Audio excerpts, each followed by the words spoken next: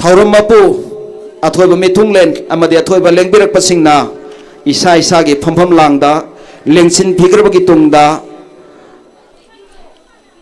अखोई ngasiगी सिंजल लांगजरिबा गोल्डन फुटबॉल क्लब क्यामगैगी माइगैदगी असिगुमलबा थोइबा लेंबिरकपा सिंग असिगी मफमदा बेस लेयाना चिंबा खुदोल तंबीरनबगिदमक्ता कौसिनजरी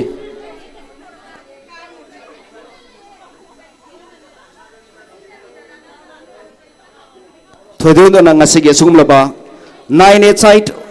village open golden football trophy 2025-26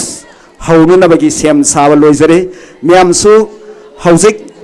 मिटमांग उरबनिना थमजरी वाफम सोयदना थाजबिगनि हबगी चपचाबा चेतपा थाजब थमजरी लेंसिन बिरक्सी ngasiगी गोल्डन फुटबॉल क्लब क्यामगैगी थोइदोंदोगना तेंबांग बिरिबि सिंगना ngasiगी सुगुमलबा अथोइबा मिथुंगलेन थोरमपु अथोइबा लेंबिरकपा सिंग असिगी मफमदा लेंयान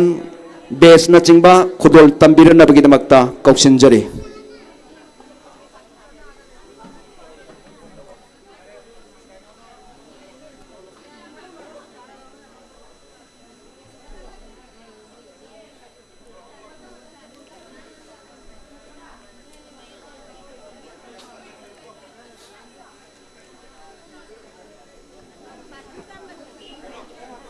लैबाग मा सेमगटपा मतमदा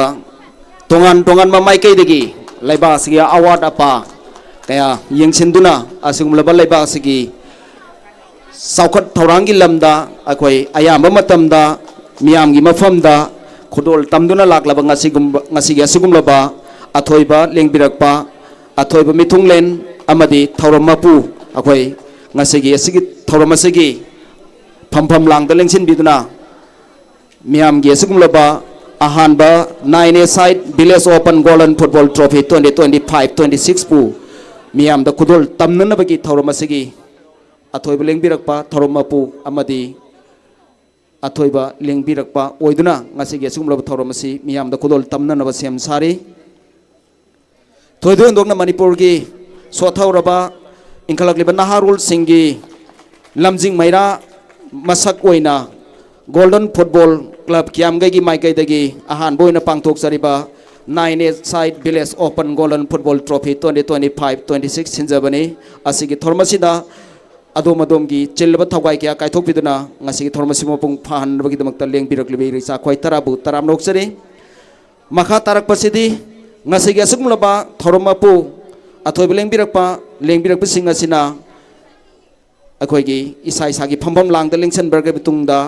ngasiगी थौरमसिगी वेलकम एड्रेस पिबिनबगिदमक्ता CHOZ पु कौसिनजरी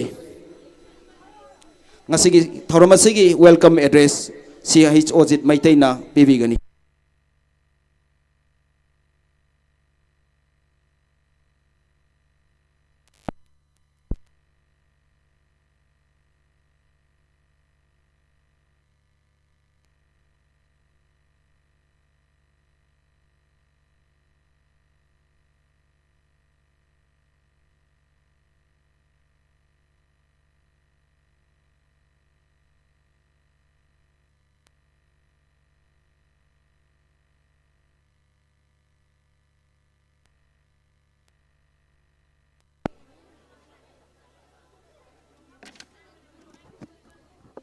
हेलो हेलो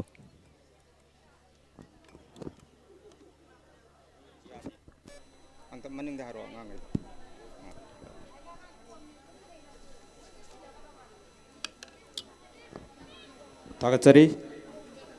ngasi December की तांग तरागहुमदोय याइफरबा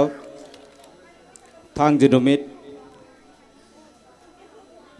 नुमित असिदा ngasi गोल्डन फुटबॉल क्लब क्यामगैना सिंज लांगजदुना अहान बोइना पांगथोक जगदौरिबा 9 side village open football tournament की दाइस लेंसिन पिरिबा मिंगोइना पंजरबदा तकलमेम इनावेमा वीडियो कैराव बिट्रा CD ब्लॉग पु मतम चाना लेंबिरपगिदमक्ता गोलल एफसी की माइकैदगी हराउते याम्बा पोंदोकचरी मथंगदा क्लब सिगी अवाना कयादा अचौब थौगाई पुबिरिबा श्री नेप्रम किशन सिंह प्रेसिडेंट हौजी क्यांगवे यूथ पायनर क्लब की प्रेसिडेंट की थौ पुबिरिबा बुसु मतम चाना लेंबिरपगिदमक्ता गोल्डन क्लब फुटबॉल क्लब की माइकैदगी तरामनो ओक्चरी मथंगदा गेस्ट ऑफ ऑनर की फमफम लांगदा एखोना हाइजरुबदा हौजिक लेंबिरगलिबा याम्बा बायांगबम जॉय मैते जेपी 15 कैराव मार्टिंग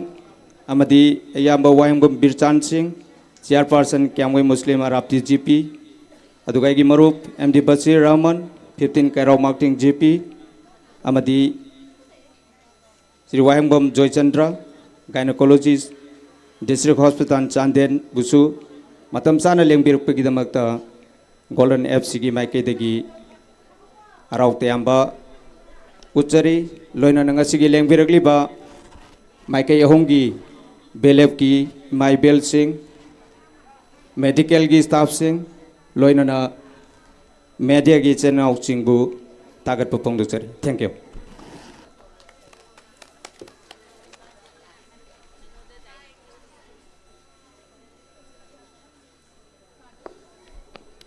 थौरम मखा चथरकपोइना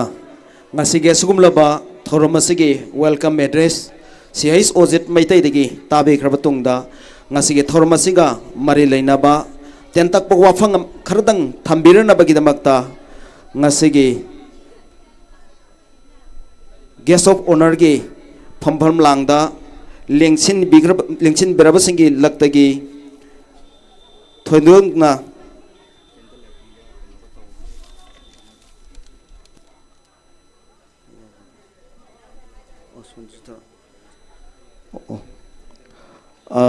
मरक थदना अखोई ngasiगी thorum asigi candle lighting amadi flag hoisting na chingba pangthokna bagidamakta ngasigi dais lengsin biriba khwai punmakna ngasigi asugumlaba thamjariba candle lighting amadi flag hoisting asi pangthok minan bagi tanjadu longminan bagidamakta nulukna ningsingjari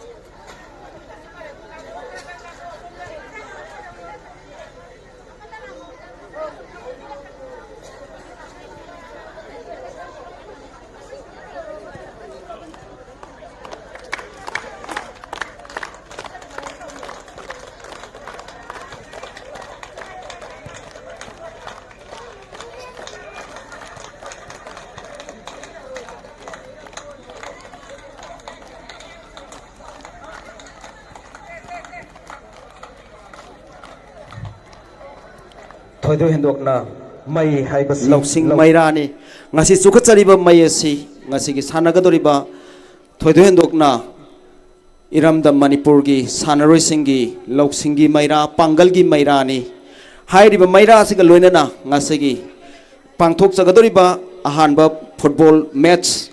loina na chinjariba first 9 village golden football trophy 2025-26 ki mai pak pagi amatta ngairaba phiral ni nongdolatia tamna chingkatuna miam mangda pai biribasi ngasi sukhat kiba maira ngasi singak kiba phiral sina aikhoigi tungi yumbigi asengba lamjing maira lamjing phiral ni khanjaraga makha tarak pasidi ngasi gi thormasinga mari leinana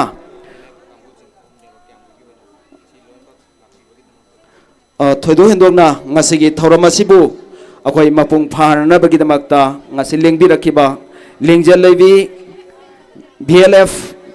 ibodo khaging amba BLF kyamgai yaipakol BLF hairiba BLF ahum asigi lengbi rakli be mai vel khwai punmak pasu chinja langjariba golden football club kyamgai gi mai kai degi thoidon dongna ikai khumna jabagaloina tanamrok chari thagachari makha tarakpa thoromoina ngasigi thoromasigi mari lainaba tentakpa wafam kharadang thambirana bagidamakta thoidok dungna ikai khumna jariba mayang lambam joy meitai jila pariksat 15 kairau marking mafam selengsen biraktuna ngasigi thormasigi mari lainaba tentak wafam kharadang thambirana bagidamakta hangachari thagachari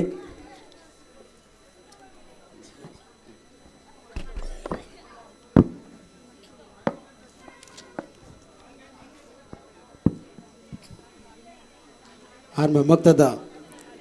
lamdam sibu kombiriba ibdo ibendo maribo kongnona kurumjari to ngasigi 9 village opal golden football tournament asida tangai padana ngasigi maroiba sibges ki phambam langda langsambiriba mingoina ngasarabada takelamam inawyaima video kairau pitra si develop ko zon mamakta dai kai khumna butsari president ge mamam langdal election biri ba ngasigi mingoina ngasarabada yakpram section sing president kyangai yot pioneer club zon mamakta dai kai khumna ba galoina ngasigi mangdal election biri ba Chairperson Wailam Birsanda Kyangai Muslim Arabti Gram Panchayat Puswang Mamakta di kai kumna butsari matangda Basir Ramal Chairperson Kairau Maktim Puswang Mamakta di kai kumna butsari Makata ba mingoina nakatsadragasu ngasigi tais ta pambiri ba invitees special Puna mabuk so han makti di kai khumna butso baga ngasigi mangda lengsem biriba maroina kyangoi apun bagi lakpiri ba imai ben belep puna mapusu kai khumna butso ga baga loina ngasigi mangda lengsem biriba puna mapusu babu singbusu kai khumna butsari hoji khoigi manipur da aduki matik khoigi sanabana lamjel oiraba sanabana khoigi iramdam irekai lamdam sibu tak patanatra manipur gi sanaroi kyana india gi mafum kyada prithvi gi mafum kyada ekoi hoji bang rangan da soi koi adum tabalai aduga football aibase tangai padana manipur ka ki natana india pun bagi prithvi pun bagi adugum laba miyamna bamna ba kwai degi nungai ba adugum laba miyamna so laitieng oina babok singna su yamna bamna ba masana mani haibase mayam gi mafam da thamjage aduga ekoi gi hogalak liba naron singna sanabagi lamjenda mayon sanduna tangai padana nisagi pakta irak natuna leiriba lekai da jaga da iramdam sida ekoi na uri aduba ikhalak liba jainau singsina sanaroi singsina ngasigi sanabagi lamjenda adugi matik manipurna adugum laba northeast state tanatana india pun bagi मांजिन थारे अदुना अखोइगे होजिक सानबिरिबा सानगदोरिबा तंगाई Fadna सानबबो खोइदाना लाक्पिरिबा अखोइगे player अनिमकना तंगाई Fadna discipline लेना थक्सी कासी अखोइगे सानब मतमदा नुंगसिनना साननबगिदमक्तसु अममक्तदा सानरोइगे team अनिबु कोंगनोनि काई खुमना बुचरी अखोइ सानबा हाइबसिना मांगदा थम्मगा पुनमक्की अखोइगे लमदम सिबु चौखटपदा नत्तना अदुगुमलबा मिपान तांगदबा इरमदम सिबु सेमकटपदा लेकाई लेकाई बु सेमकटपदा जगा जगा सिंगदा तंगाई फदना सौबा थौदांग लौबिगनी अदुगा ngasiगी सेनबिरिबा क्यांगोई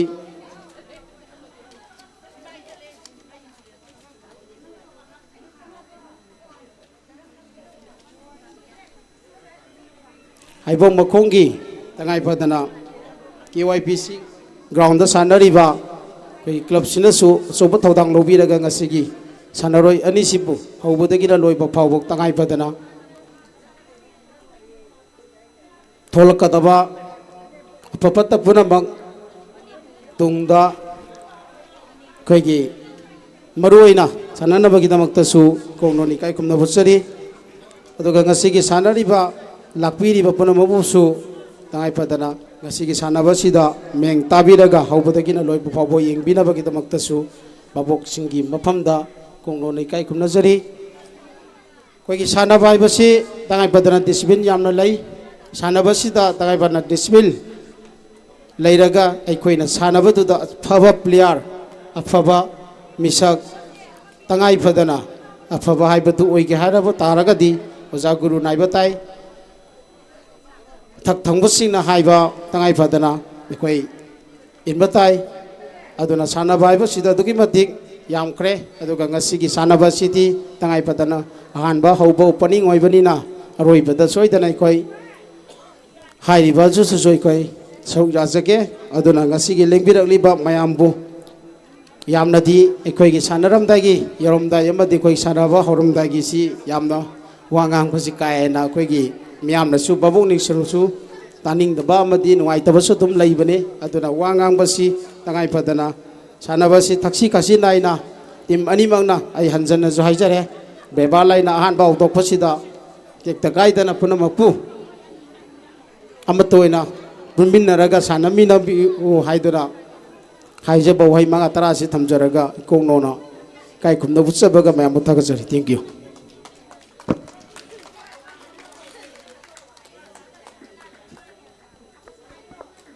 थागचरी थोदेदुन इकाई खुमनरजरिबा मयांग लंबम जोय मैतै जेटपिक 15 कारो मार्किंग ngasiगी थौरमसिगा मरि लेनना इंखलकलिबा नाहारुल सिंगना तोंगान तोंगानबा निसागी लमदा संगसेंदुना तुंगी युमरेल सिंगी मफमदा सुमजाबा युमरेल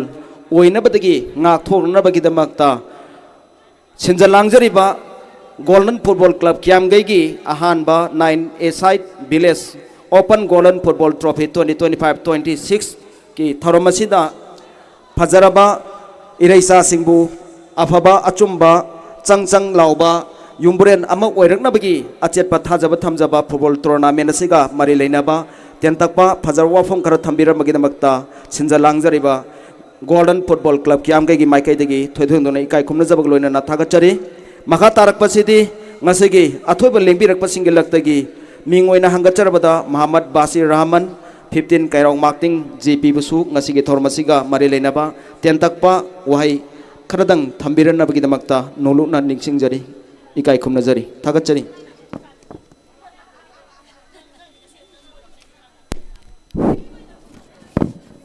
ngasi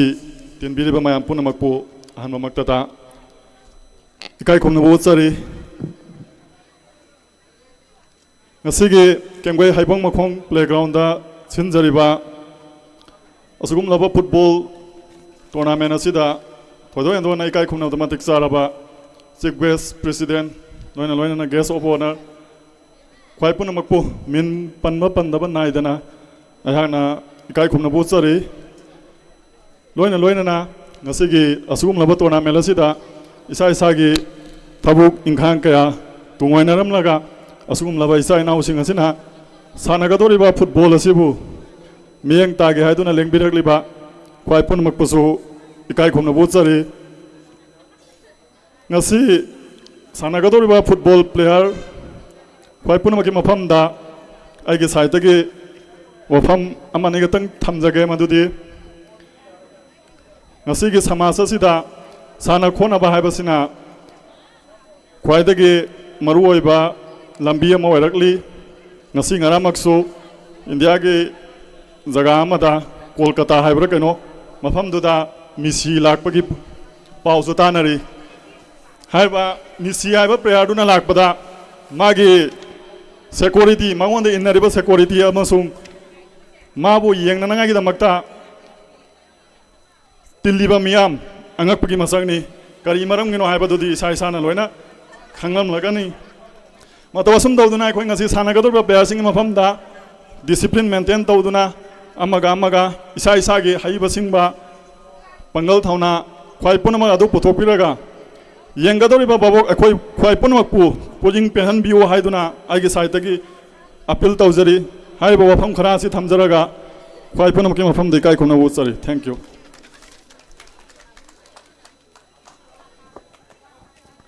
लेबाक पुबा लेबाक ngak paibasi araiba thabak natte leibak pubiriba leibak ngak piriba singi maikai dagi ngasigi sinjal langjariba ahanba 9 side village open golden football trophy 2025-26 ka mari leinaba fajaraba wafam sing mathang thambiri haujik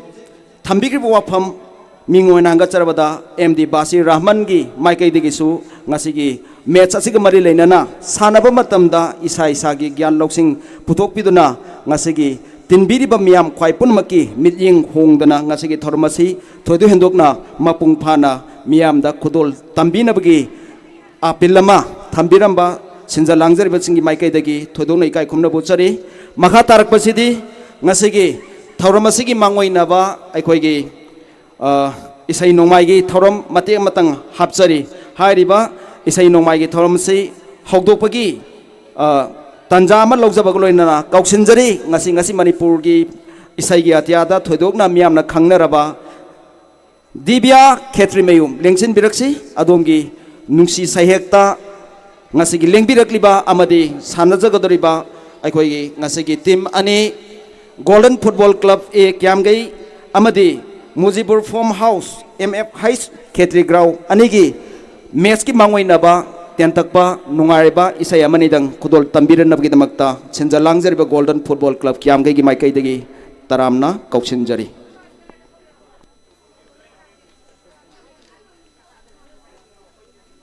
थोइदो हेंदोना ngasi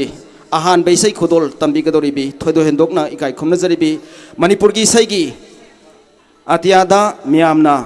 सक्ताक्त्रग सुदुम खंगनरबा दुगलोबा सैसक्पी Divya खेत्रीमयु लेंगसिन बिरक्सी Divya खेत्रीमयु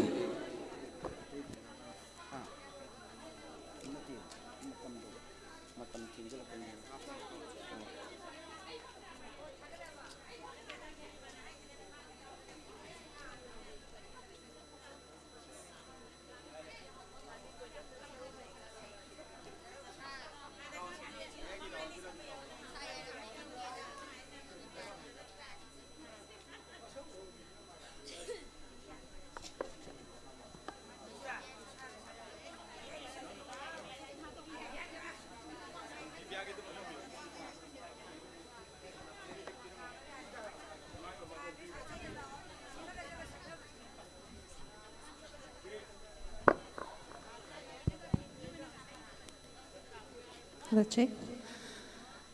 अहानबा मक्तदा इरमदम सिबो कोनबरिबा इबदोमो दिबेंदबो थोइनुंगदा खुरमजरी अमदी मांगदा लेंगसेन ब्रिबा gas of honour सिंबो कनोना खुरमजरी तिनब्रिबा मयाम खुदिमोपसु क्याखुंदबो चरी इसै खरा मयामदा लांथोकचगे अहानबा इसै सिमदी अंगांग ओरिङै मतमदा थोकिबा थौदोकसिंदुबु निंसिंजबा best तौबा इसै मतंग हाना लांथोकचगे कुदतमजगे check. Hello.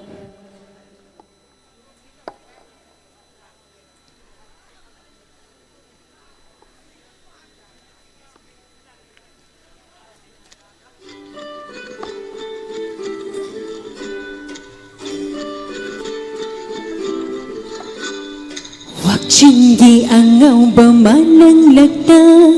angamba maningi lambi duda pupugi malaba cycle duda aina thauraga tombana tonglaga thautharakpa nokna khang haude wapan marakta hayung shimba ngasi su kau balaite pukning nushiraba thaudok sing ngasi su kau balaite pukning nushiraba thaudok sing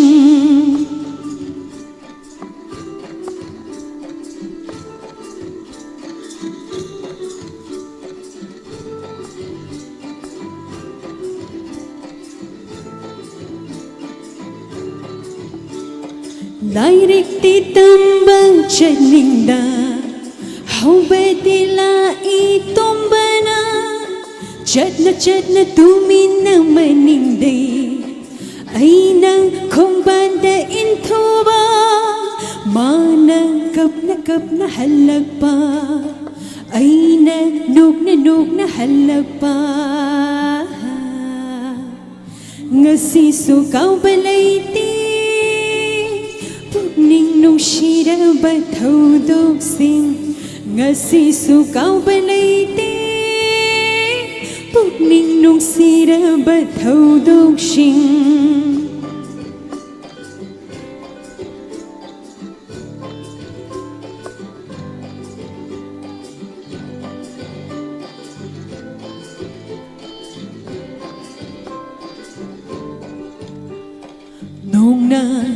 jam hay thari ngai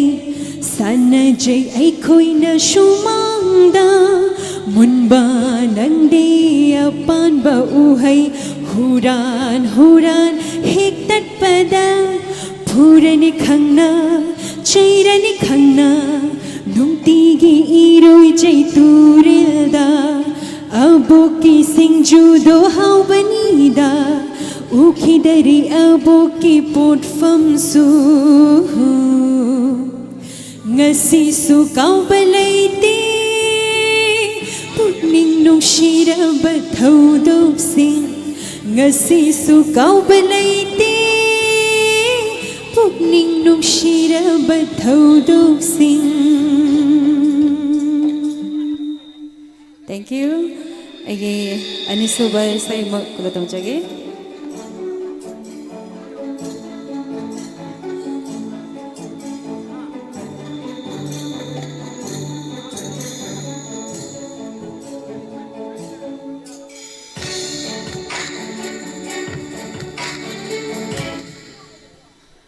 Agi anisuba sai mo mayamda tahan jagi.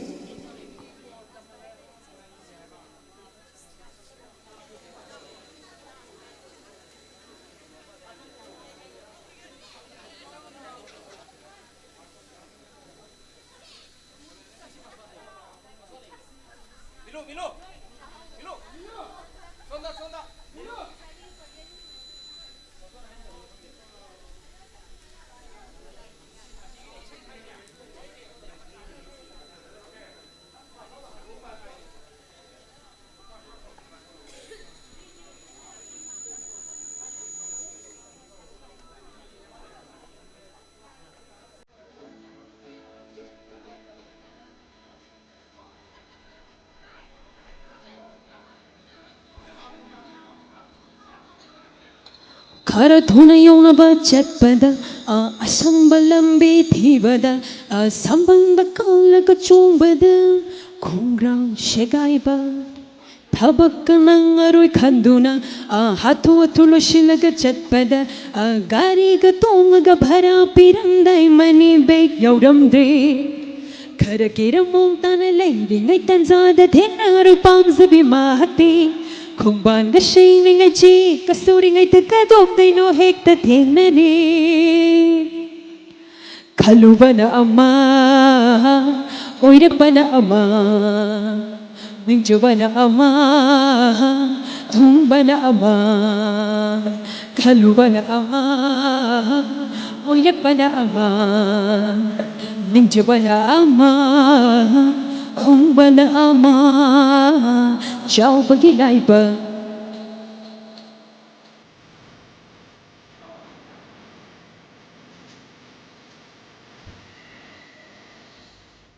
aina shetingai lumjarapa tanazarapa Leisha Pari Harau Jedana Nushi Uni Fondok Saruba Nopino Pitri Napadodaya Kana Hararu Natachangla Ade Mandele Blaganatay Matoi Hairapa Kalubana Ama Oyabana Ama Nimjabana ama, Tungbana ama, Kalubana ama, Oirabana ama, Nimjabana ama, Tungbana ama, Chawbagilaiba, Chawbagilaiba. Thank you very much. Lagi ahom subay say among kudatam jage.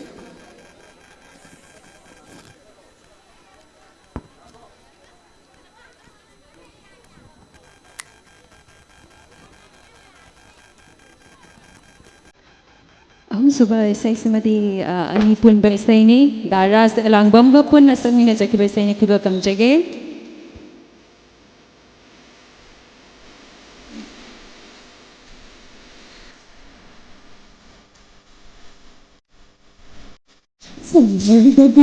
Nopani Sari Pudi Hambani Yinu Bapajabani Wakapano Mangabu They hold the Nopani Sari Pudi Hambani Yinu Bapajabani Regretting Papa, how regretting Come pudding sinnerani A soy batira glani Oh, regretting Papa, how regretting Come pudding sinnerani A soy batira glani The cheese I do not own a bunny no fever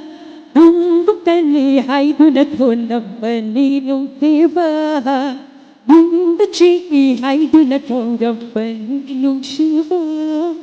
Bukali hai du na thon na bani no deva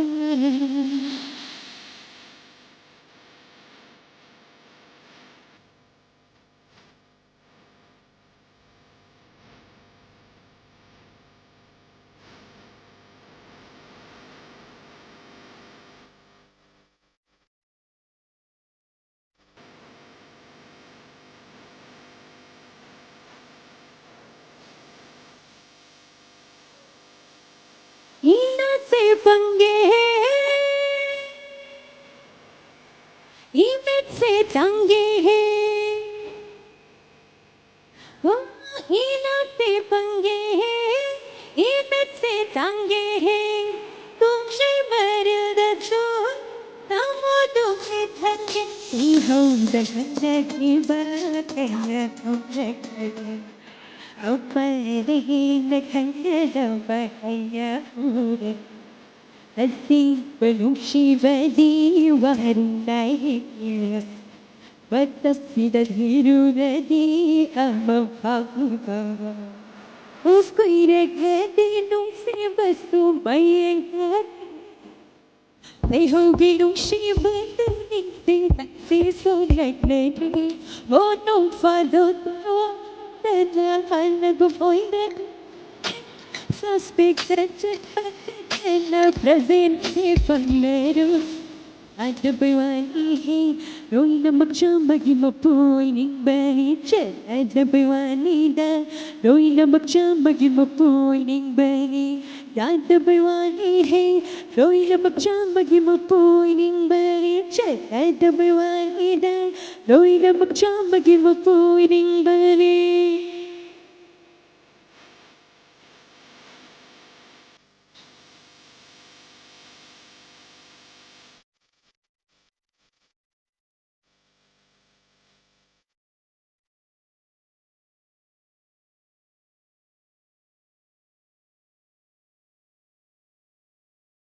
Ida hidag ni hai,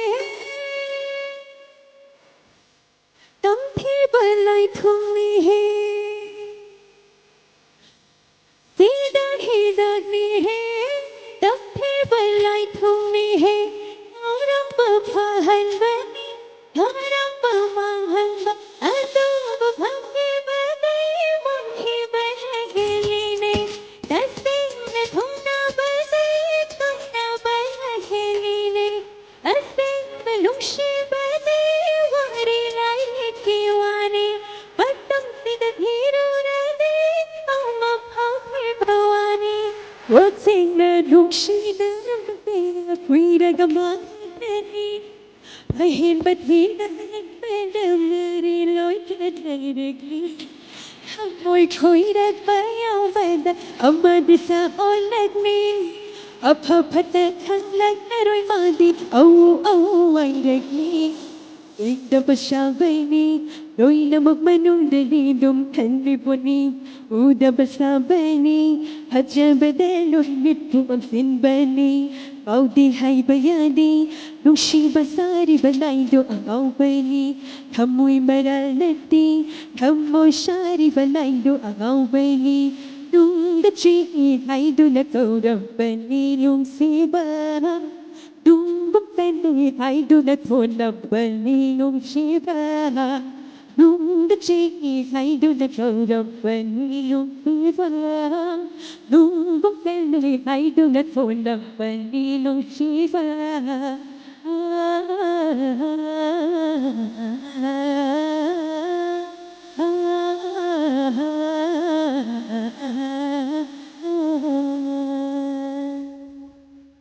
Thank you. Agachare ngasigi thoidoi dokna Manipurgi isaigi adyada maming leirabi Devya Khetrimayumna ngasigi ahanba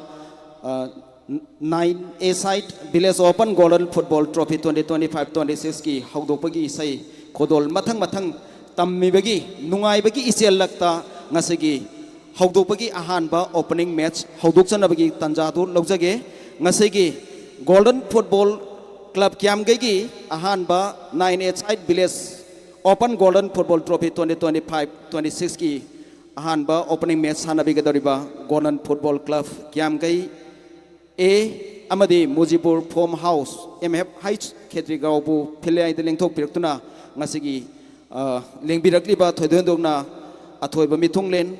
ngasigi thaurampu amadi athoiba lengbirak pasinga sakhang maikhang naraga ngasiga hanba football match si sanaba haununbagi tanja du lawjage lengbirakliba thoidondokna ngasigi athoiba mithunglen thaurampu amadi athoiba lengbirak pasing philda lengthok pirakuna ngasigi ahanba अखोगी opening match साननबगी खुदोंग चाबदु पीननब तंजा लौमिनसी थागचरी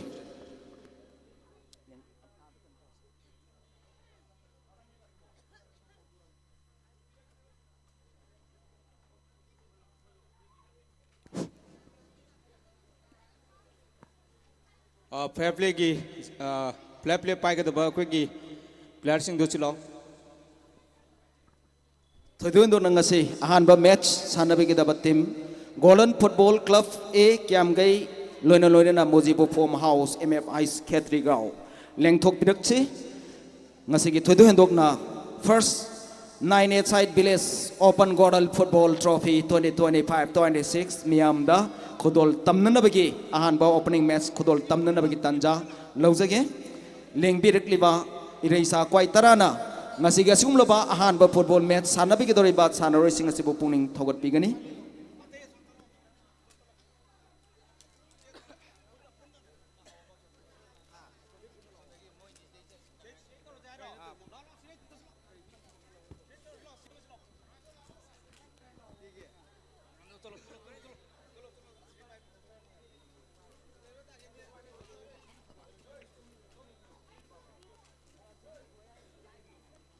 सानबा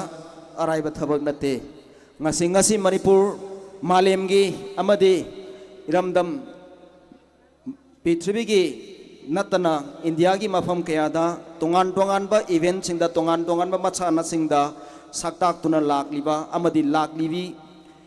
मणिपुर की सानरोय सिंगी लगता नोमनतनि नोमदी सुंसोय सोयदनमकी तिल्लगदरिबा दुगुमलबा ngasi सानरोय सिंग फिलियाइदा पोथोकनबगी तंजा लौजरी लेंबिरकलिबा ख्वाइतराना ngasi पोथोक सरकलिबा अहानबा फुटबॉल मैच असिगी ओपनिंग मैच सानबगी दरिबा गोल्डन फुटबॉल क्लब ए क्याम गई लोइना लोइना मागी मायुक नबद लेगदरिबा मोजीपुर फॉर्म हाउस एमएफ हाइस खेत्री ग्राउ Taram नोपिसे ngasi singgatsagiba firan ngasi sugatsagiba maira achamba firan nate achamba maira nate ingkhalakliba naharul singbo achumba lambida achumba maira ga loinana achumba thauna ga loinana tungi yaifaba changthokpa yumburel amak oiraknabagi achetpa thajaba ga loinana chingatsagiba dugumlaba firalni adugumba maira ni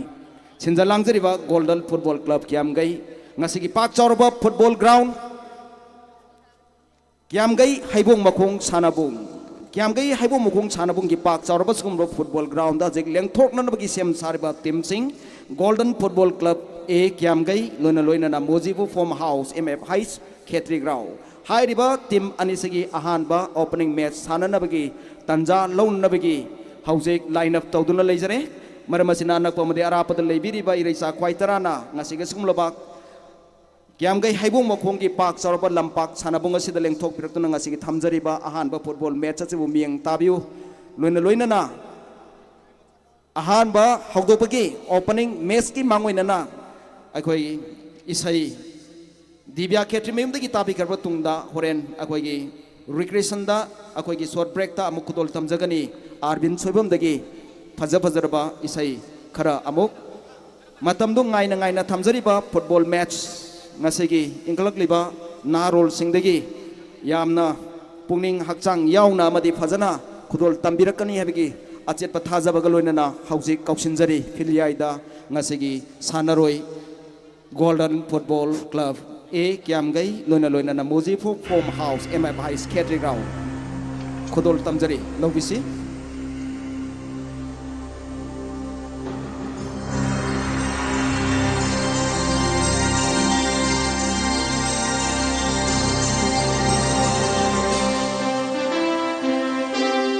सेंथोक कदोरिबा सानरोय Singh अखोई yellow colour की Jersey हापीरिबा से मोजीबो form house MF हाइस खेत्री ground लोइना लोइना ना orange colour की Jersey हापीरिबा सानरोय Singh असिना golden football club ए क्याम गई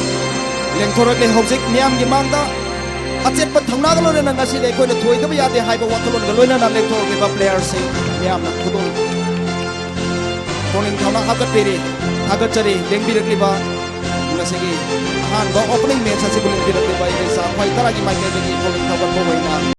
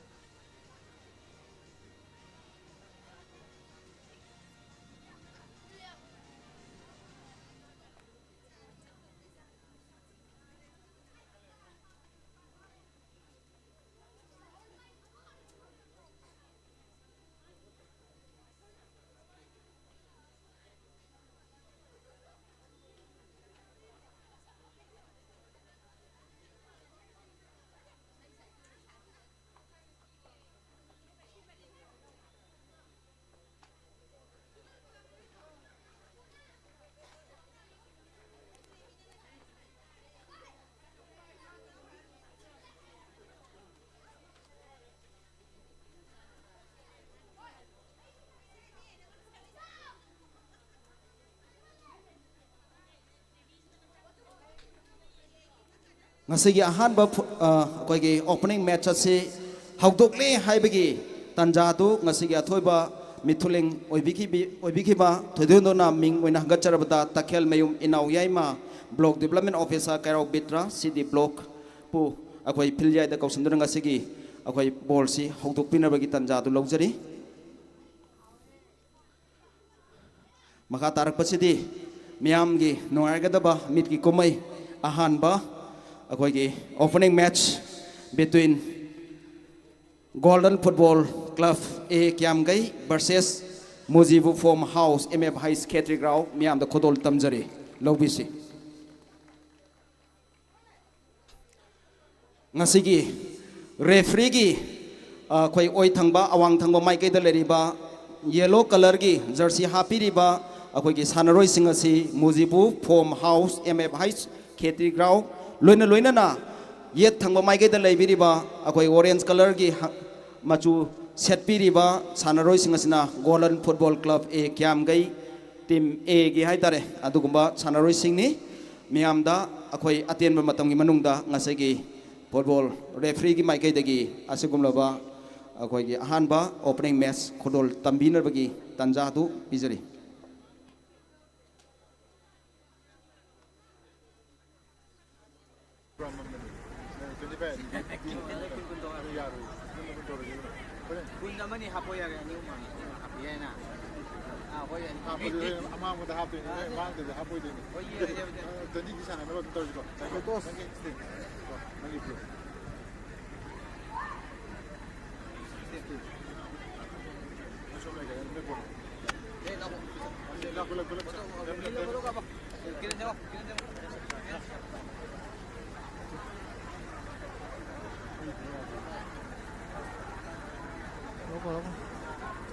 Hả?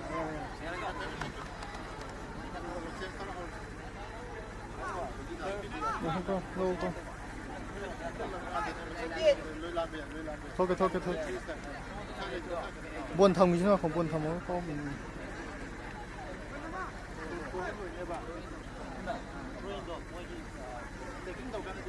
Sao vô coi.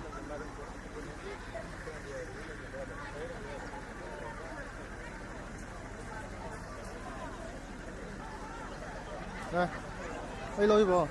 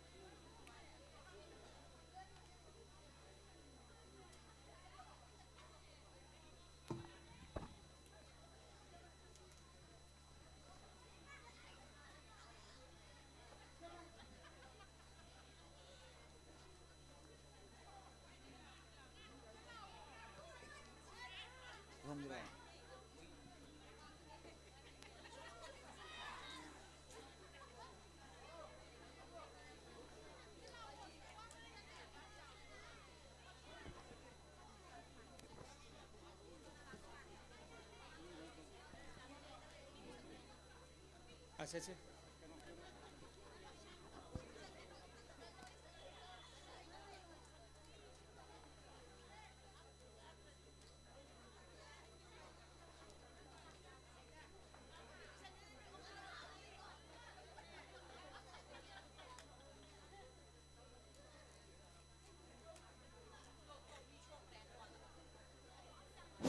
ngasi opening match ki first scorer da aigi yamba kyangwei mele kai digi thangjam nobin na lupa changwa gi cash award pi gini haiduna haibire masigi damakta yamba bu thagat phongdok chari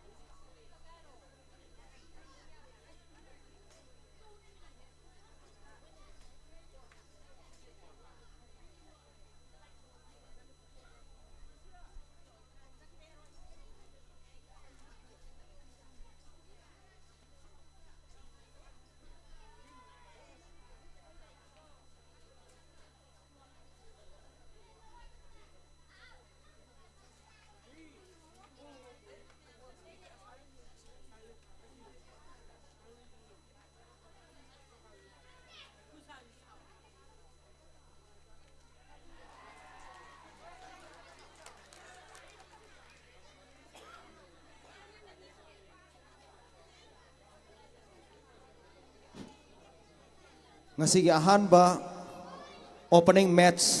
Golden Football Club A Kiamgai versus Mujibu Farm House MM High Skating Ground hauzik oiriba score ki phibam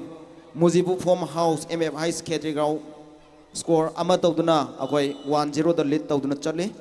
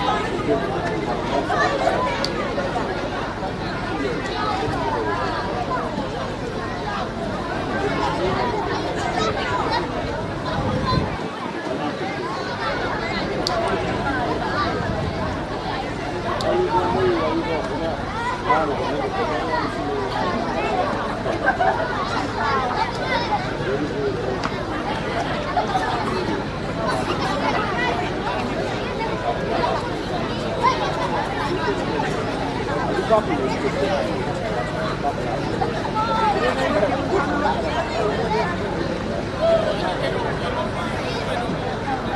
so ta dai ne si ke ni ra ma tu no dai ne ma. Ma nu ni lo lo le ka lo lo ko. Ne ni bi ke ba ma pa no dai ne. Ma pa no dai ne ba. Ma nu ni lo lo le ma pa no dai ne ba.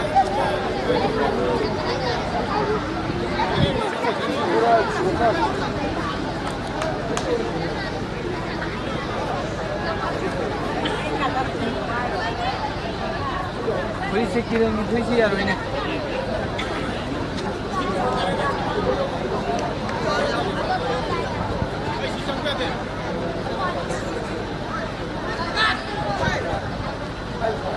Lagi video ada polisi video.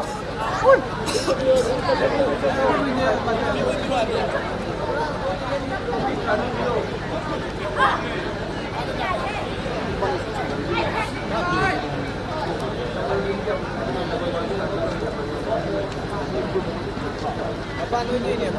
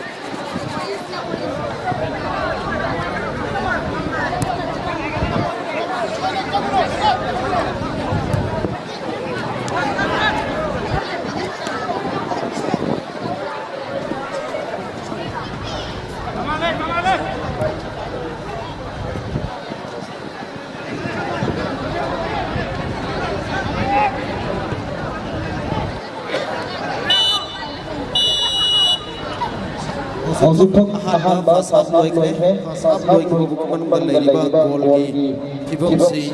muzibu form house em hais mai gi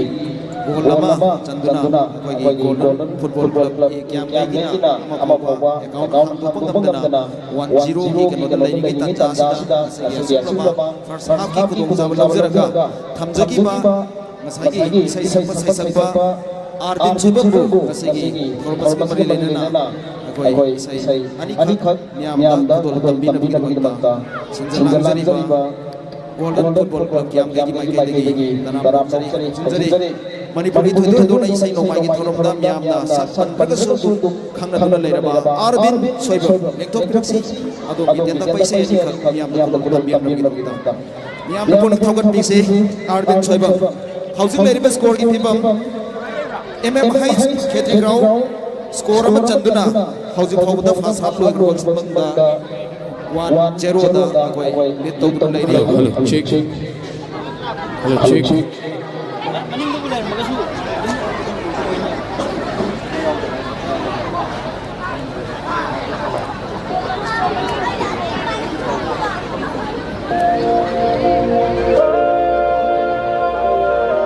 Hanba 9 is side Village Open Golden Football Trophy ki ahauba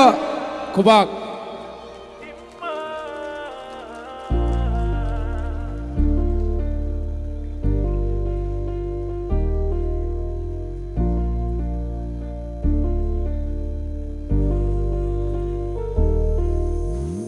mitlugi pirando shintaranu imma ningamdava warido Nixinglanu nangna mitlugi pirando shintaranu imma ningamdava warido Nixinglanu nangna awaba nungai ba malemgi khanghalliba sunangni uirakle matam sirangna wajarakliba imma imma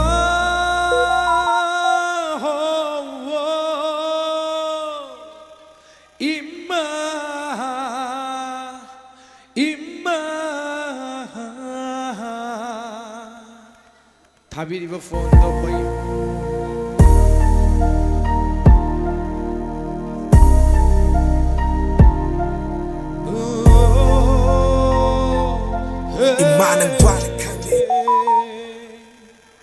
phone je flight mode tham da di are no thabiriba phone do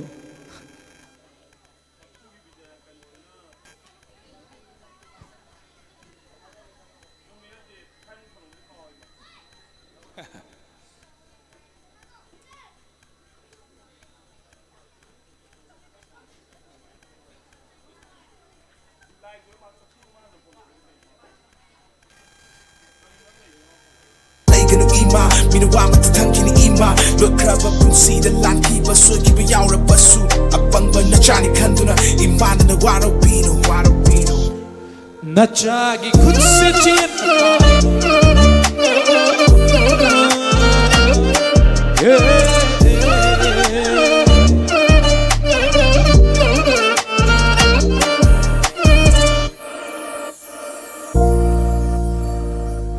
Kusam duna purage awa bawa khal khandanava ammu imarangna apangmana chani khanduna ngakpiu aina soikhiba pumnama imagi awa va khangludaba Nachagi iralni khallage ngasidi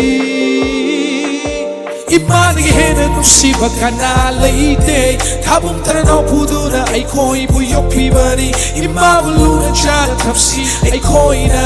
imagi phukning wa ko sotha tar batausi ai na chat pula mi kuni kam kom tam ni imana sina tu na chatni ai lak ling ni soi ga da khuni imana ngak na lady ai leite kana soi ga imani matama pokhai ba lady ni ngi na cha oi take ima waram gani ko mama leitra ba macha singni kaplam gani ko ma khoi ningam da wari ne yom duna hai giờ và ngắm tới mà thân ta chặt khi gần nu imma đang đi ifam dagi lapna thank you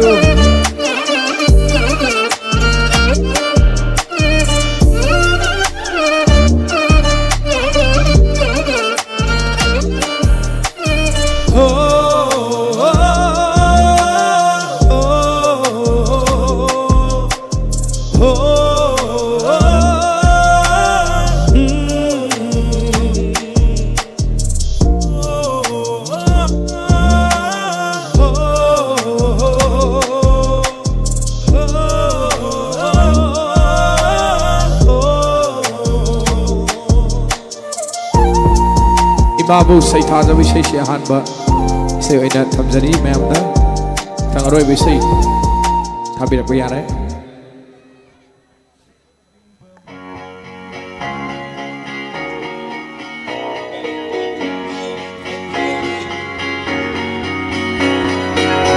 utkidra mai thom se hamuk na ngoda ikai ban le ai cha cha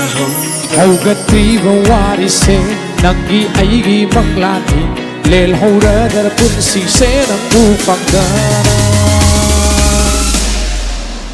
uning ba mai thong ni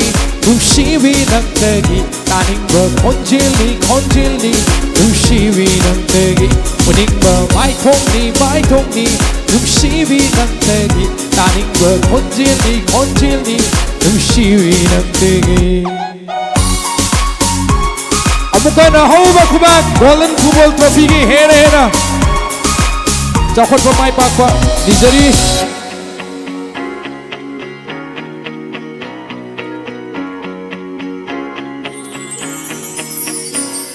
Ina papa senang ni Aina cakap senang ni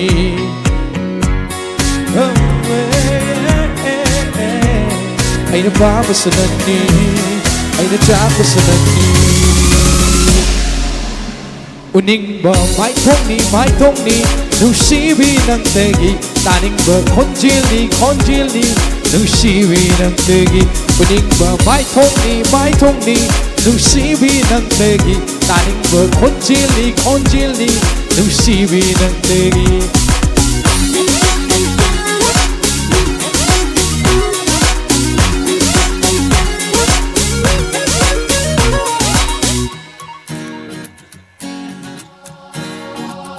Kunong to hen mali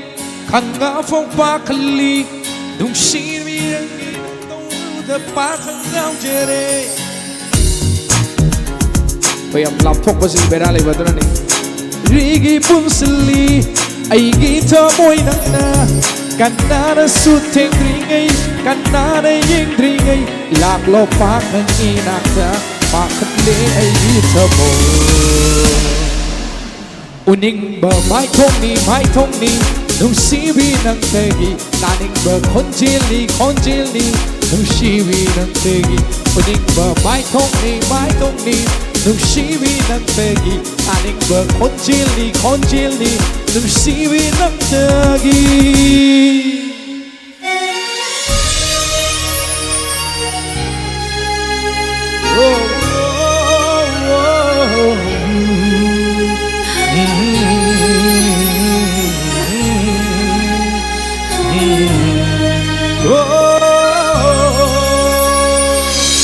ꯑꯩꯗꯤ ꯅꯪꯉꯣꯟꯗ ꯉꯥꯎꯈꯔꯦ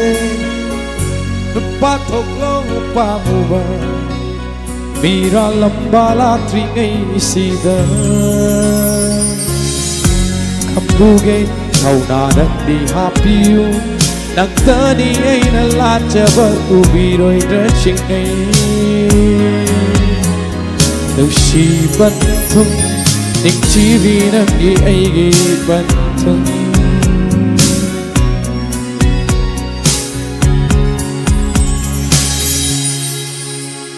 ꯄꯨꯛꯅꯤꯡ ꯈꯪꯂꯦ ꯄꯥꯝꯃꯨꯕꯤ ꯂꯩꯇꯥꯖꯔꯦ ꯊꯃꯣꯏꯁꯦ ꯄꯨꯛꯅꯤꯡ ꯈꯪꯂꯦ ꯄꯥꯝꯃꯨꯕꯤ ꯂꯩꯇꯥꯖꯔꯦ ꯊꯃꯣꯏꯁꯦ ꯍꯩꯊꯔꯣ ꯅꯪꯒꯤ ꯅꯨꯡꯁꯤꯕ ꯅꯅꯤꯡꯇꯝꯂꯣ ꯑꯩꯉꯣꯟꯗ ꯄꯥꯏꯔꯒꯦ ꯆꯦꯅ ꯈꯨꯗꯥꯡꯗꯣ ꯍꯩꯊꯔꯣ ꯅꯪꯒꯤ ꯅꯨꯡꯁꯤꯕ ꯄꯨꯛꯅꯤꯡ ꯄꯦꯟꯅ ꯄꯥꯝꯃꯨꯕꯤ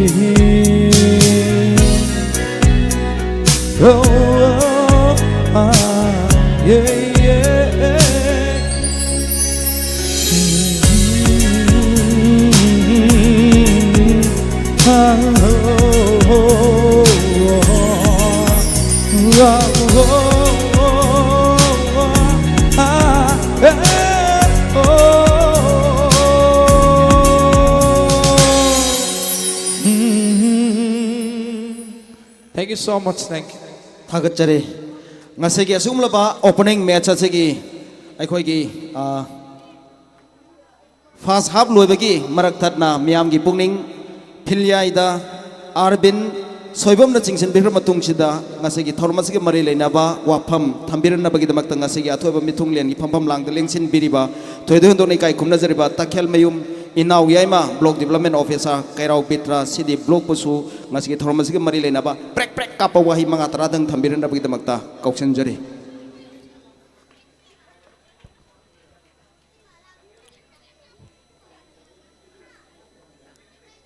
ꯑꯍꯥꯟꯕ ꯃꯛꯇꯗ ꯂꯝꯗꯝ ꯑꯁꯤꯕꯨ ꯀꯣꯜꯂꯤꯕ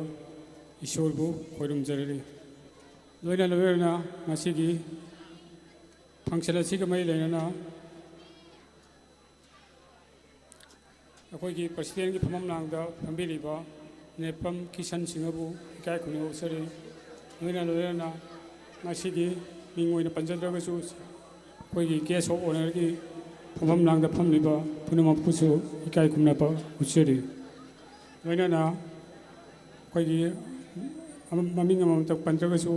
ꯉꯁꯤꯒꯤ ꯗꯥꯏꯁꯇ ꯐꯝꯕꯤꯔꯤꯕ ꯃꯌꯥꯝ ꯄꯨꯝꯅꯃꯛꯄꯨꯁꯨ ꯏꯀꯥꯏ ꯈꯨꯝꯅꯕ ꯎꯠꯆꯔꯤ ꯉꯁꯤ ꯂꯣꯏꯅꯅ ꯑꯩꯈꯣꯏꯒꯤ ꯃꯦꯗꯤꯌꯥ ꯑꯃꯗꯤ ꯁꯤꯡꯒꯔ ꯑꯃꯗꯤ ꯂꯣꯏꯅꯅ ꯉꯁꯤꯒꯤ ꯐꯨꯠꯕꯣꯜ ꯄ꯭ꯂꯦꯌꯔ ꯑꯃꯗꯤ ꯀꯣꯆ ꯃꯌꯥꯝ ꯄꯨꯝꯅꯃꯛꯄꯨꯁꯨ ꯏꯀꯥꯏ ꯈꯨꯝꯅꯕ ꯎꯠꯆꯔꯤ ꯂꯣꯏꯅꯅ ꯉꯁꯤꯒꯤ ꯚꯥꯕꯣꯛꯀꯤ ꯂꯩꯇꯦꯡ ꯑꯣꯏꯕꯤꯔꯤꯕ ꯏꯄꯥ ꯏꯆꯤꯟ ꯏꯅꯥꯎ ꯑꯃꯗꯤ ꯏꯆꯜ ꯏꯆꯦ ꯃꯌꯥꯝꯕꯨꯁꯨ ꯏꯀꯥꯏ ꯈꯨꯝꯅꯕ ꯎꯠꯆꯔꯤ ꯇꯁꯦꯡꯅ ꯑꯩꯅ ꯉꯁꯤ ꯐꯪꯁꯟ ꯑꯁꯤ ꯑꯩꯒꯤ ꯌꯥꯎꯕ ꯐꯪꯕ ꯑꯁꯤ ꯑꯩꯒꯤꯗꯤ ꯌꯥꯝꯅ ꯂꯥꯏꯕꯛ ꯐꯕꯅꯤ ꯍꯥꯏꯅ ꯂꯧꯖꯩ ꯃꯔꯝꯗꯤ ꯑꯩꯁꯦ ꯔꯤꯇꯥꯌꯔ ꯑꯣꯏꯗꯣꯏꯒꯤ ꯀꯩꯅꯣꯗ ꯖꯅꯋꯥꯔꯤꯒꯤ 31st ꯔꯤꯇꯥꯌꯔ ꯑꯣꯏꯒꯗꯕꯅꯤ ꯑꯗꯨꯅ ꯉꯁꯤꯒꯤ ꯐꯪꯁꯟ ꯑꯁꯤꯅ ꯉꯁꯤꯒꯤ ꯐꯝꯐꯝꯂꯥꯡꯗ ꯐꯝꯕꯒꯤ ꯐꯪꯕꯤꯔꯤꯕꯁꯤꯒꯤꯗꯃꯛꯇ ꯊꯥꯒꯠꯆꯔꯤ ꯇꯁꯦꯡꯅ ꯁꯥꯟꯅꯕ ꯑꯁꯤ ꯃꯌꯥꯝꯅ ꯍꯦꯟꯅ ꯈꯪꯉꯤꯗꯉꯥꯏ ꯁꯥꯟꯅꯕꯒ ꯅꯤꯁꯥꯒꯗꯤ ꯌꯥꯝꯅ ꯈꯦꯠꯅꯕ ꯂꯩꯕꯅꯤꯅ ꯁꯥꯟꯅꯕ ꯑꯦꯅꯤ ꯗꯤꯁꯤꯄ꯭ꯂꯤꯟ ꯍꯥꯏꯇꯥꯔꯦ ꯑꯦꯅꯤ ꯑꯥꯏꯇꯦꯝꯗ ꯁꯥꯟꯅꯕꯗ ꯃꯁꯤꯅ ꯅꯤꯁꯥ ꯄꯁꯥ ꯆꯥꯗꯕ ꯑꯃꯗꯤ ꯁꯃꯥꯖꯁꯤꯒꯤ ꯀꯩꯅꯣ ꯆꯪ ꯂꯥꯎꯕ ꯑꯩꯈꯣꯏꯒꯤ ꯇꯨꯡꯒꯤ ꯌꯨꯝꯕꯤꯔꯦꯟ ꯑꯣꯏꯗꯣꯏꯅꯤ ꯑꯗꯨ ꯍꯥꯏꯕꯁꯤꯃꯁꯨ ꯑꯩ ꯊꯝꯖꯒꯦ ꯇꯁꯦꯡꯅ ꯀꯤꯌꯥꯝꯒꯩ ꯍꯥꯏꯕꯁꯤꯒꯤ ꯑꯦꯔꯤꯌꯥꯗ ꯑꯩꯈꯣꯏ ꯀꯩꯔꯥꯎ ꯍꯥꯏꯔꯒꯗꯤ ꯂꯣꯏꯅꯃꯛ ꯀꯩꯅꯣ ꯀꯦꯟꯗ꯭ꯔ ꯑꯃꯕꯨꯗꯤ ꯑꯣꯏ ꯑꯗꯨꯕꯨ ꯀꯤꯌꯥꯝꯒꯩꯒꯤ ꯑꯣꯏꯅ ꯑꯩꯈꯣꯏꯅ ꯑꯉꯥꯡ ꯑꯣꯏꯔꯤꯉꯩꯗꯒꯤ ꯍꯧꯅ ꯁꯥꯟꯅꯕ ꯁ꯭ꯄꯣꯔꯠ ꯃꯤꯟꯁ ꯐꯨꯠꯕꯣꯜ ꯁꯥꯟꯅꯕꯗ ꯊꯋꯥꯏ ꯌꯥꯝꯅ ꯌꯥꯎꯏ ꯍꯥꯏꯅ ꯑꯩꯒꯤ ꯋꯥꯈꯜ ꯊꯝꯖꯒꯦ ꯂꯣꯏꯅꯅ ꯏꯟꯇꯔꯅꯦꯁꯅꯦꯜ ꯄ꯭ꯂꯦꯌꯔꯁꯨ ꯌꯥꯝꯅ ꯂꯩꯔꯝꯒꯅꯤ ꯍꯥꯏꯅ ꯈꯟꯖꯩ ꯁꯤꯃ ꯊꯝꯖꯒꯦ ꯑꯗꯨꯕꯨ ꯁꯤꯒꯤ ꯀꯩꯅꯣꯁꯤꯒꯤ ꯃꯇꯥꯡ ꯈꯤꯇꯪ ꯅꯥꯊꯩꯅ ꯍꯥꯏꯔꯒ ꯑꯩꯈꯣꯏꯅ ꯍꯧꯖꯤꯛꯀꯤ ꯑꯣꯏꯔꯤꯕ ꯁꯃꯥꯖꯒꯤ ꯐꯤꯕꯝ ꯑꯁꯤꯗ ꯑꯩꯈꯣꯏꯅ ꯃꯔꯨꯑꯣꯏꯅ ꯑꯩꯈꯣꯏꯒꯤ ꯋꯥꯔꯛ ꯀꯜꯆꯔꯁꯦ ꯑꯃꯠꯇ ꯂꯩꯇꯦꯅ ꯑꯩꯒꯤ ꯋꯥꯈꯜꯗ ꯀꯩꯅꯣ ꯇꯧꯋꯤ ꯁ꯭ꯄꯣꯔꯠꯄꯨ ꯁꯥꯟꯅꯁꯅꯨ ꯑꯦꯅꯤ ꯗꯤꯁꯤꯄ꯭ꯂꯤꯟ ꯁꯥꯟꯅꯁꯅꯨ ꯃꯃꯥ ꯃꯄꯥꯗ ꯗꯤꯁꯤꯄ꯭ꯂꯤꯟ ꯂꯩꯅ ꯑꯃꯗꯤ ꯃꯃꯥ ꯃꯄꯥꯒꯤꯗꯃꯛꯇ ꯃꯇꯦꯡ ꯄꯥꯡꯕ ꯇꯥꯔꯒꯗꯤ ꯃꯍꯥꯛ ꯃꯄꯨꯟꯁꯤꯗ ꯁꯣꯏꯗꯅꯃꯛꯀꯤ ꯃꯥꯏ ꯄꯥꯛꯀꯅꯤꯅ ꯂꯧꯏ ꯑꯗꯨꯅ ꯑꯩꯈꯣꯏꯒꯤ ꯍꯧꯖꯤꯛꯀꯤ ꯁꯃꯥꯖ ꯑꯁꯤꯗ ꯑꯩꯅꯕꯨꯗꯤ ꯈꯪ ꯍꯩꯅ ꯍꯥꯏꯖꯕ ꯅꯠꯆꯗꯦ ꯍꯧꯖꯤꯛꯀꯤ ꯑꯩꯈꯣꯏꯅ ꯁꯣꯏꯔꯤꯕꯁꯤ ꯑꯉꯥꯡꯁꯤꯡꯁꯦ ꯂꯣꯏꯅꯃꯛ ꯇꯥꯏ ꯄꯨꯜꯂ ꯆꯠꯍꯜꯂꯕꯅꯤꯅꯀꯣ ꯀꯔꯤ ꯍꯥꯏꯅꯤ ꯑꯃꯣꯠꯄ ꯊꯕꯛ ꯑꯃꯇ ꯁꯨꯅꯤꯡꯗ꯭ꯔꯦ ꯃꯃꯥ ꯃꯄꯥꯒꯤꯁꯨ ꯃꯇꯦꯡ ꯄꯥꯡꯅꯤꯡꯗ꯭ꯔꯦ ꯑꯩꯈꯣꯏꯅ ꯁ꯭ꯀꯨꯜ ꯀꯥꯕ ꯃꯇꯝꯗ ꯕꯥꯏ ꯕꯥꯏ ꯍꯥꯏꯗꯨꯅ ꯃꯃꯥ ꯃꯄꯥꯅ ꯊꯤꯟꯇꯣꯛꯑꯦ ꯄꯣꯔꯣ ꯊꯤꯟꯇꯣꯛꯑꯦ ꯑꯗꯨꯅ ꯍꯌꯦꯡ ꯆꯥꯎꯔꯀꯥꯟꯗꯗꯤ ꯇꯥꯏ ꯄꯨꯟꯕ ꯊꯕꯛ ꯐꯪꯗ꯭ꯔꯒꯗꯤ ꯃꯔꯨꯑꯣꯏꯅ ꯅꯤꯁꯥ ꯄꯁꯥꯗ ꯇꯥꯏꯅꯔꯛꯄꯁꯦ ꯑꯩ ꯋꯥꯈꯜꯅꯤ ꯑꯩ ꯏꯊꯟꯗꯒꯤ ꯀꯩꯅꯣꯅꯤꯀꯣ ꯐꯣꯔ ꯑꯦꯛꯖꯥꯝꯄꯜ ꯑꯩꯒꯤ ꯏꯆꯥꯅꯨꯄꯥ ꯑꯅꯤ ꯅꯨꯄꯤ ꯑꯃ ꯂꯩ ꯑꯗꯣ ꯃꯣꯏ ꯐꯩ ꯍꯥꯏꯕꯒꯤ ꯅꯠꯇꯦ ꯇꯁꯦꯡꯅ ꯏꯆꯥꯅꯨꯄꯥ ꯑꯍꯟꯁꯦ ꯂꯧꯕꯨꯛꯇ ꯅꯣꯡꯃ ꯄꯨꯊꯣꯛꯑꯦ ꯂꯥꯛꯀꯦꯅ ꯄꯨꯊꯕꯁꯤꯗ ꯃꯃꯥꯏ ꯃꯃꯤꯠ ꯀꯩꯅꯣꯁꯦ ꯉꯥꯡꯉꯤ ꯉꯥꯏꯍꯥꯛꯇꯤ ꯑꯗꯣ ꯊꯕꯛ ꯁꯨꯅꯤꯡꯗꯦ ꯉꯥꯏꯍꯥꯛ ꯂꯩꯔꯒ ꯒꯥꯔꯤꯒꯤ ꯁꯣ ꯃꯥꯡꯈ꯭ꯔꯦꯅ ꯂꯥꯛꯑꯦ ꯑꯗꯨꯅ ꯊꯕꯛꯁꯦ ꯋꯥꯔꯛ ꯀꯜꯆꯔꯁꯦ ꯈꯔ ꯈꯔꯁꯨ ꯀꯩꯅꯣ ꯇꯧꯍꯟꯅꯤꯡꯉꯤ ꯍꯥꯏꯅ ꯃꯁꯤꯃꯇꯪ ꯑꯩ ꯊꯝꯖꯒꯦ ꯂꯣꯏꯅꯅ ꯁꯥꯟꯅꯔꯤꯕ ꯉꯁꯤꯒꯤ ꯑꯩꯈꯣꯏꯒꯤ ꯇꯤꯝ ꯑꯅꯤꯁꯤ ꯇꯁꯦꯡꯅ ꯍꯣꯏ ꯑꯃꯗꯤ ꯒꯣꯜ ꯑꯃꯕꯨꯗꯤ ꯆꯟꯈ꯭ꯔꯦ ꯑꯗꯨ ꯑꯣꯏꯇꯥꯔꯒꯁꯨ ꯆꯜꯍꯧꯗꯕ ꯃꯥꯒꯤꯁꯨ ꯑꯁꯥ ꯌꯥꯝꯅ ꯂꯩꯔꯤ ꯍꯥꯏꯕꯁꯤ ꯋꯥꯈꯜꯗ ꯅꯤꯡꯍꯟꯅꯕ ꯂꯩꯇꯅ ꯃꯌꯥꯝꯒꯤ ꯃꯃꯥꯡꯗ ꯁꯥꯟꯅꯕꯤꯌꯨ ꯍꯥꯏꯕ ꯁꯤ ꯊꯝꯖꯔꯒ ꯇꯦꯟꯖꯟꯖꯔꯒꯦ ꯋꯥꯍꯩꯁꯤ ꯍꯥꯏꯔꯒ thank you all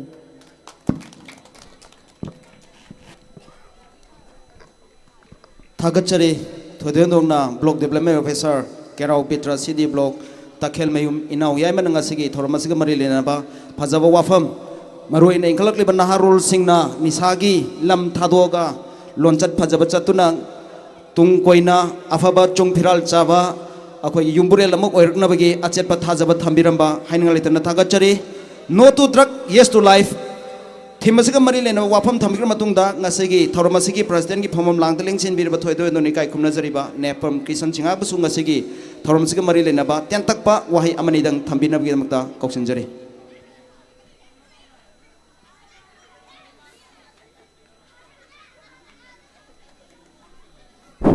hello hello ngasi yaifaraба thangzu numit tang tarahumdoi kyangbai haibong makhong ground ta pangthok chariba ahanba godal football trophy gi function na sida ekoi mayai tangban da lengsin biriba ikai khomna jaraba takhen mayum inau yaima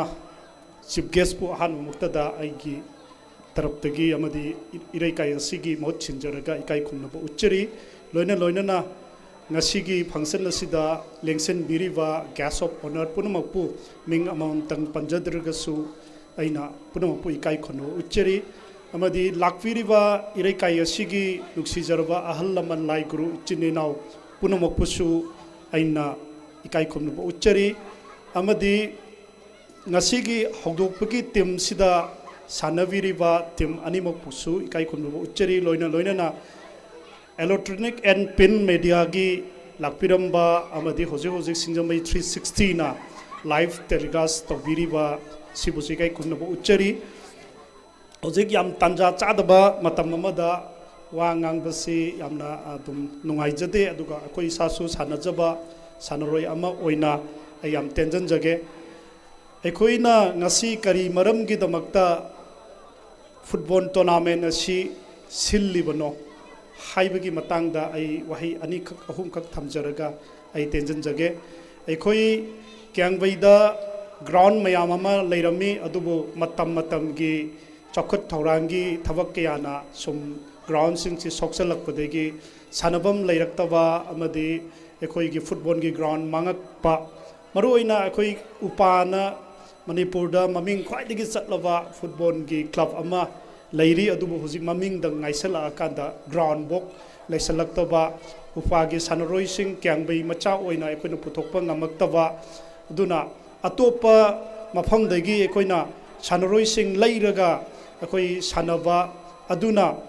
kyangbai gi mingchat matam khradi pubiramlaga kyangbai machada ekoi football player sing leiraktabasi ekoi leihannabagi damakta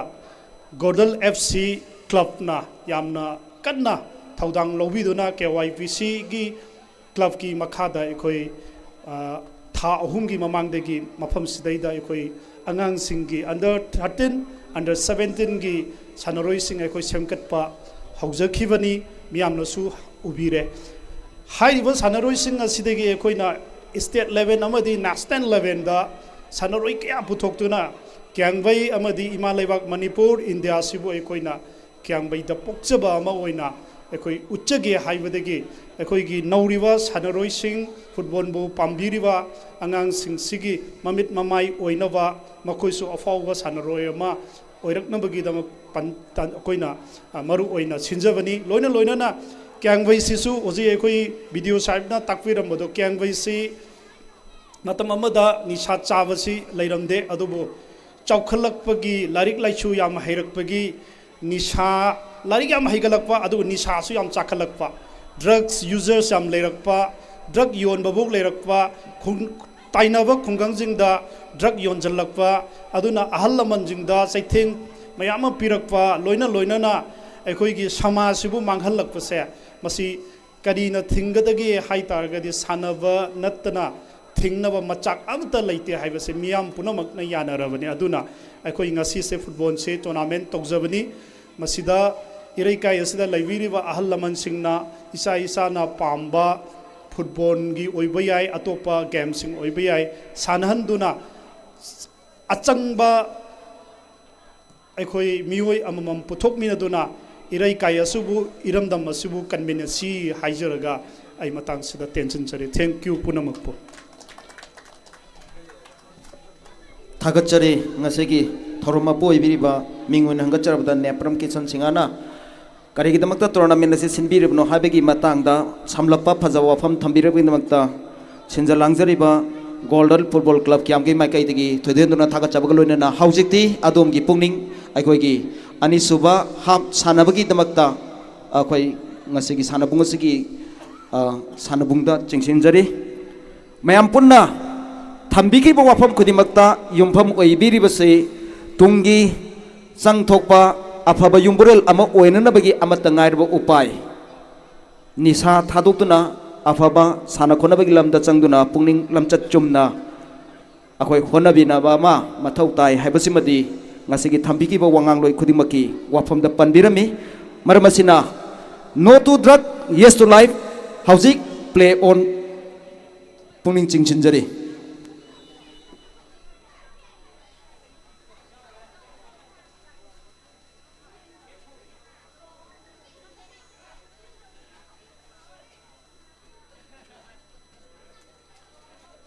लोइनना अखोई first half लेखिबा score की फिबम से मुजीपुर farm house MF हाइट खेतरी ground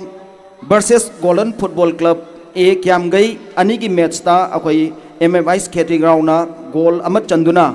अखोई 1-0 the lead तौदुना चली हौजिक अनीसुबा मैच ने अखोई की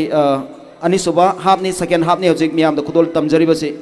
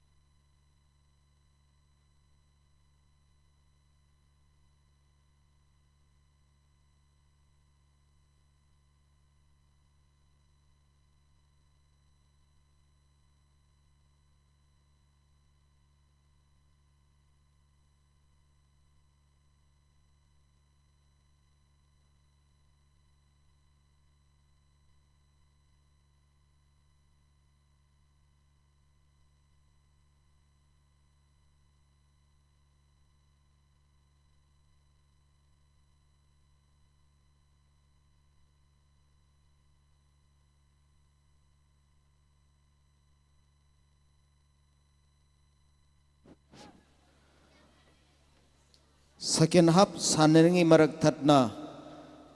akhoi ngasigi haudoksariba first 9 side village open golden football trophy 2025-26 asigi opening match ki dais lingsin phiki ba thoidhendong nei kai khumnari singi mai gai degi hairiba tournament asi thoidhendong na mapung phana mai pakna pangthok pang ngamna bagi akhoi physically hadi hakchang laga mateng pangbirabagi mathakta changadaba akhoi sel thumgi mari dasu mateng pangbirambagi akhoi sebau tu miam damtang khanganjage ngasigi athoiba mithulen oibikiba thoidhendokna block development officer kairau bitra city block ngasigi chief guest ki phampham langda lengsin bikiba thoidhendone kai khumna jariba takhel mayum inau yai magi mai gai dagi hairiba tournament sigi award apa mengkhana nabagi damakta lupa lising yang khai gi mating pangbere thoidhendok na chenja langjari ba golden football club kiam gai gi mai kai dagi ngasigi ikai khumna jariba bu haininga leitana thagachari makha tarakpada ngasigi guest of honor gi phampham langda lengsin bikiba mingoina hangacharabada wahangbam birchan gi mai kai dagi su ngasigi thoromasigi akhoi award apa mengkhana nabagi damakta lupa lising manga gi mating pangbere chenja langjari ba golden football club kiam gai gi mai kai dagi haininga leitana thagachari mathangda ngasigi guest of honor gi phampham langda lengsin bikiba mingoina hangacharabada naurem romi maitai ngasigi guest of honor gi mai kai dagi su lupa lising ahum mating pangbiduna akhoi gi tournament asigi award pa mengkhat pinrabagi hapirak pakhimakta su golden football club ki mai kai dagi thagachari mathang da ngasigi guest of honor gi phampham langda lengjin biriba mingoina hangacharabada wahangbam joy chandra gynecologist district hospital chandel nasu ngasigi thormasiga mari leinana lupa lising manga gi mating pangbere chinja langjari bagi mai kai dagi thoidhendona thagachari mathang da ngasigi guest of honor gi phampham langda lengjin bikiba mingoina hangacharabada muhammad basi rahman 15 kairau marketing gram panchayat na sulupa lising mari loina na akoi mingoy nang gacar bada si hais angau ba maitai lupa chamanga amadi ngasigi chief guest ki phampham langda lengsin biriba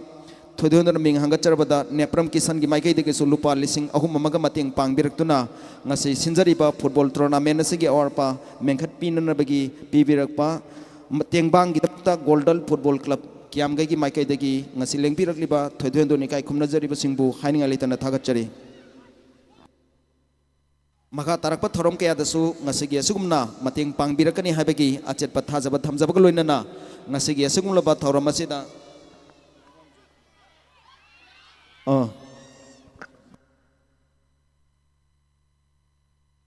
aduga loinana thoidondona ngasigi guest of honor gi phamam langda lengjin bikiba mayang lambam joy maitai ZP 15 kairau marketing na su lupa lising tara amaga mating pangbire haina hausita pau pibire ngasigi dais lengjen biriba khwaipun ma si leibaki award apa hiram kayada thoidondona pukchel tingna seba tauduna laklaba adugumlaba ikai khumna jariba ngaktani ngasigi thormatisu makhoi gi saitagi ngamjaba angam mateng pangbirakpa thoidondona senjar langjariba golden football club kiam gai gi maikai degi haininga leitana thagachabaga loinana ngasigi phampham langda lengjin bikirba khwaipun makki tungi punsida thoina thoidu hendokna yaifaba mangol oiba oersano haiba thauni jage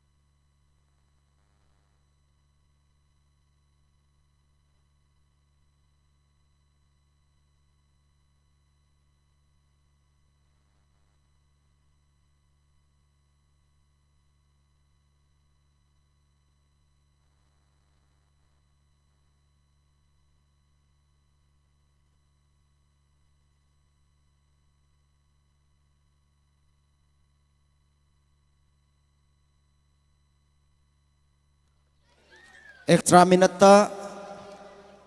MFH Ketri Grau ki mai ke another goal ama hangdoktuna hausi forward lady score ki fibam si Muzibu Form House MFH Ketri Grau 2 Golden Football Club A Kiamgai nil.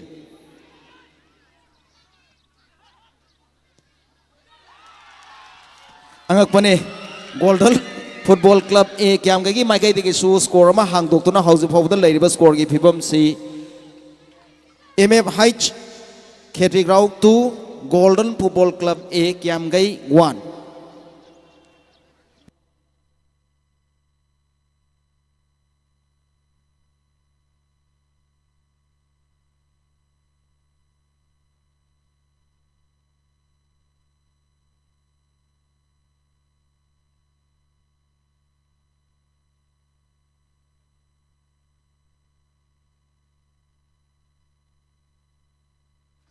Loina loina na hayeng December ki tang tara ga mari 2025 ahan ba pung ama makhai gi match da Saida FC versus KALYC hairiba team manisna ahan ba match sanaraga ani soba match pung ani makhai dana GFCB versus Legend FC hairiba team singasina ahan ba match amadi ani suba match sing sanabigani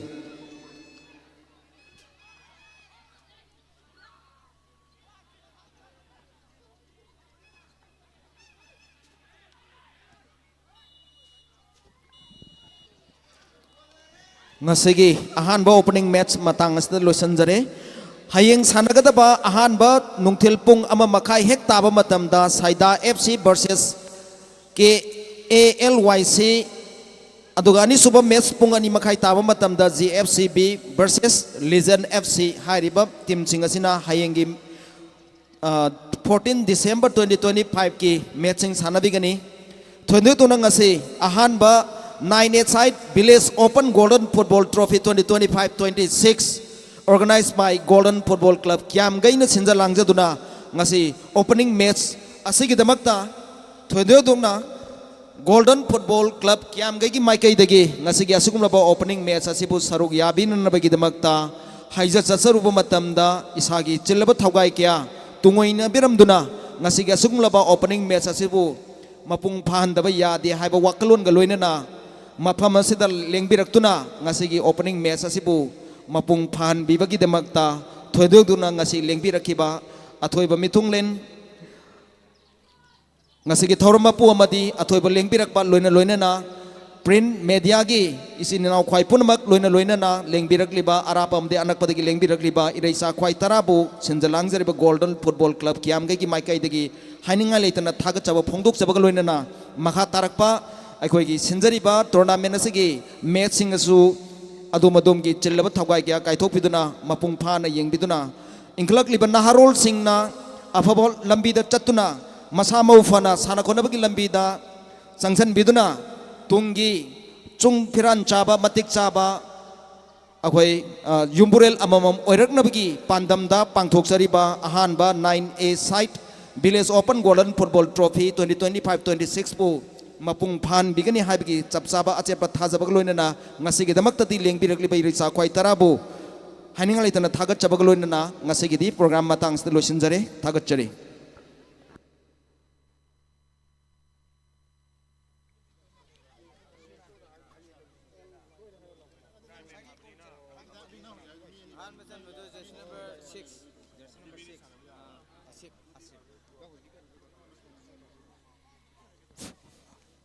ngasigi ahan ba